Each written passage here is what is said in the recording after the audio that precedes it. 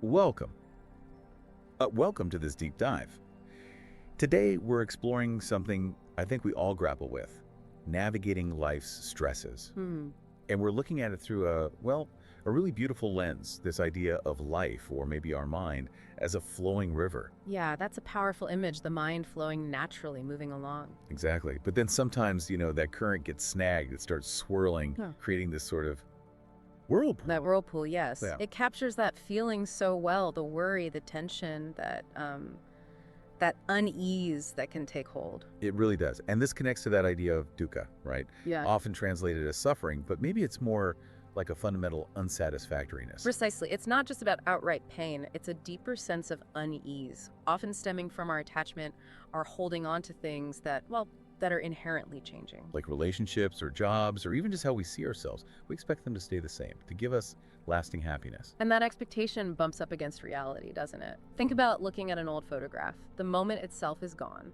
If we cling too tightly to the feeling of that moment, wanting it back exactly as it was, well, there's a subtle tension there. That's the beginning of the whirlpool, maybe. That makes so much sense. We do latch on, don't we? Trying to hold on to water almost. The tighter the grip. The more it slips away. Yeah. Yeah.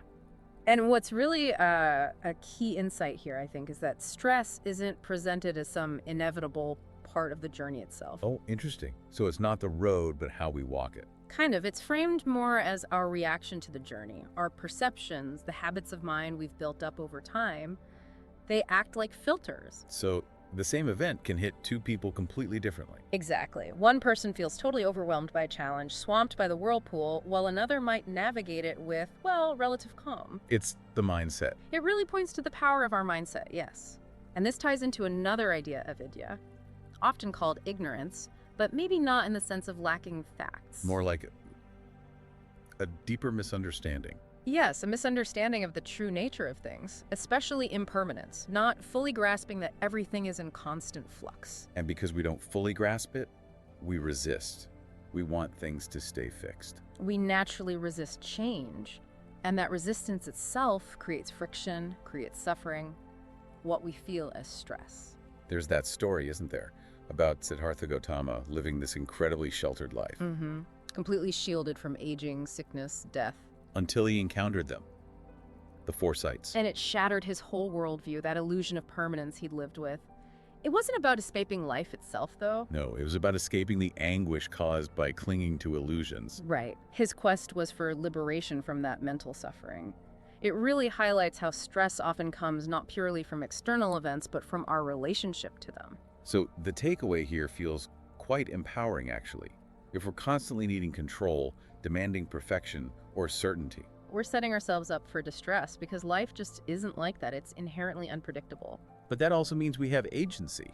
We can change our relationship to it. Exactly. By learning to embrace that impermanence, by cultivating mindfulness, that inner awareness, we can learn to step out of the whirlpool.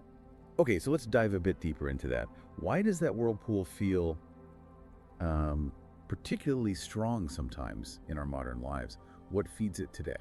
Well, our environment definitely presents some unique currents, doesn't it? Technology overload is a big one. Oh, absolutely.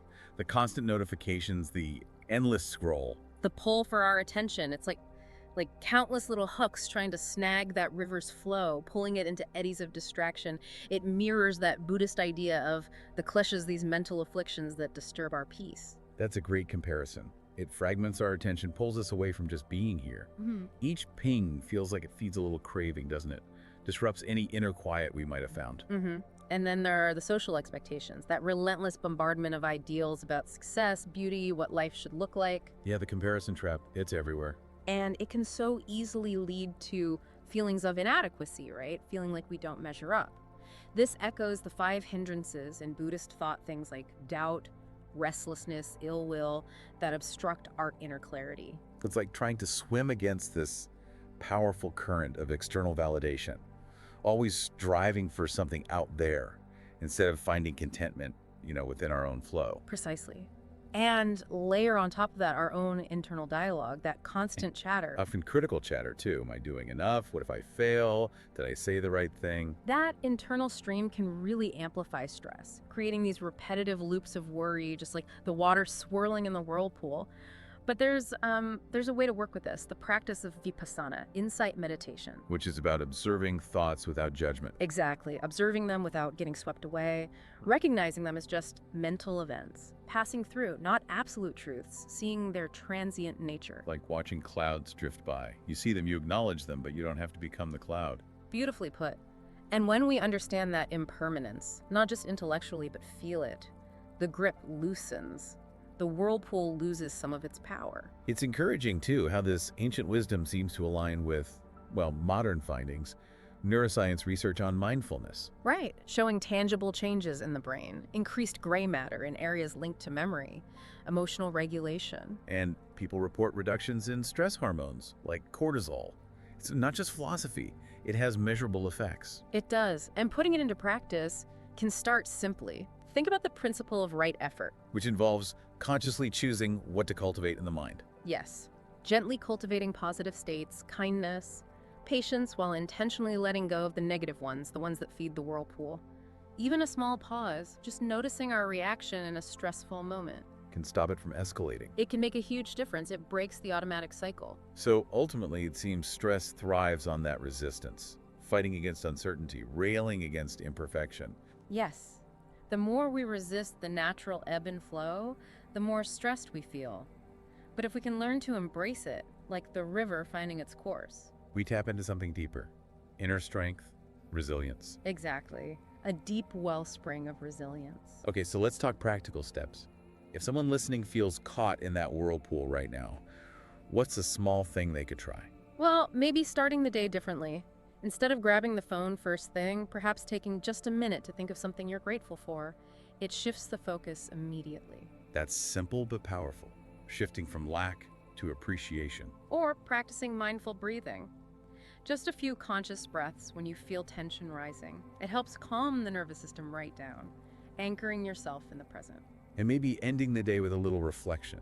Not judging, but just noticing what came up, fostering that self-awareness. Absolutely. These aren't quick fixes, of course. It's a process. It takes patience, consistency. Like building any new habit. There's that story you mentioned about Sarah, someone who was really struggling with chronic stress. Yes, constantly feeling overwhelmed. But by slowly incorporating mindfulness practices, noticing her thought patterns, bringing awareness to her daily activities, she gradually shifted. From just surviving to thriving. Exactly. Her journey really highlights that no matter how deep that whirlpool feels, the possibility for change, for renewal, is always there. That's really hopeful. And thinking bigger picture, this cultivation of awareness, Yeah. it helps us see through that illusion of control, doesn't it? It does. It helps us embrace the reality of impermanence, Annika, a core teaching everything changes. Observing this constant change, perhaps through vipassana practice, helps us accept it. Acceptance, that feels key. It aligns with concepts in, say, cognitive behavioral therapy too, right? Yeah, Accepting what is rather than fighting it. very much so. And the Buddhist principle of equanimity ties in here, remaining balanced amidst life's ups and downs. Like a mountain standing firm in a storm. That's a lovely image for it. Practices like metta, loving kindness meditation can really help cultivate that inner stability, that balanced heart. We also touched on non-attachment, which sometimes gets misunderstood, I think. It's not about being cold or uncaring. Not at all. It's about releasing the grip of craving and aversion, wanting things desperately or pushing them away forcefully. It's about engaging with life fully, but without clinging tightly to specific outcomes. So shifting focus from just the result to the process itself, like the psychological idea of flow. Exactly. When you're absorbed in the process, the pressure of the outcome often lessens. There's a sense of detachment in action. Trying this in small ways in everyday life, doing the dishes with full attention, not just rushing to finish, can be surprisingly liberating. And then there's a middle way, finding that balance. Yes, the balance between, say, discipline and self-compassion, setting realistic intentions for practice, but also treating ourselves with kindness when we inevitably stumble or forget. Not being too rigid, but also not completely letting go. Structure and flexibility. Right. Integrating both allows us to navigate life's unpredictability with more grace, more ease. It reminds me of the other story, James, the high-powered attorney. Finding relief from chronic stress through mindfulness. Yes, realizing that true success wasn't just about external achievements, but profoundly about his inner state, his well-being. And that inner state, that peace, it doesn't just stay within us, does it? There's a ripple effect. Absolutely. Our own calm contributes to the harmony around us, our families, our workplaces. It reflects the concept of dependent origination. Everything is interconnected. Our well-being impacts others, and theirs impacts ours. So as we draw this together, the central theme seems to be awareness. It's like the alchemy that turns stress into strength. By reframing challenges, by cultivating a mindset that sees difficulties not just as obstacles, but potentially as opportunities for growth. Mindful journaling can be a really useful tool here, actually. Just writing down thoughts and feelings without judgment. Yes, getting them out of the swirl in your head and onto paper can bring surprising clarity, and creating little pockets of sacred space in daily life. Doesn't have to be elaborate. No. Simple rituals. Maybe just pausing for a mindful cup of tea. Embracing beginner's mind, looking at familiar things with fresh eyes. It helps counteract those negative biases we often fall into. And recognizing our interconnectedness naturally leads to generosity, Diana. Yes, practicing generosity, whether it's time, attention, or resources, not only benefits others, but deeply enriches our own lives. It connects us, fosters gratitude, gives a sense of purpose. So the blueprint for lasting change seems to involve cultivating presence through mindfulness, Embracing impermanence and non-attachment. and building resilience through practices like gratitude and generosity. It's about learning to become the river, flowing with life's currents, finding that path towards serenity rather than remaining trapped in the whirlpool. That feels like a really hopeful place to end, becoming the river.